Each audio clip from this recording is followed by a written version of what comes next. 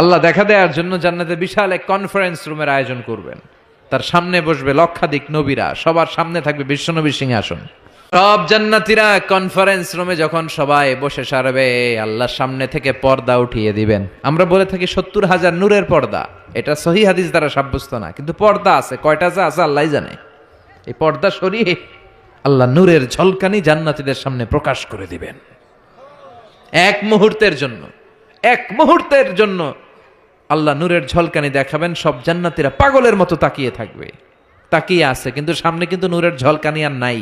কারণ এটা দেখাইছিলেন কয় মুহূর্তের জন্য?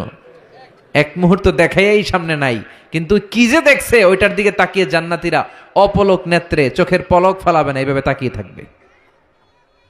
সব জান্নাতীরা তাকিয়ে আছে, কিন্তু সামনে কি আল্লাহ নূর আছে? ওটা তো এক মুহূর্তের জন্য এক ঝলকানি এসেছিল, নাই, কিন্তু তাকিয়ে আছে। এই তাকানোতে কয়েক হাজার কোটি বছর কেটে যাবে।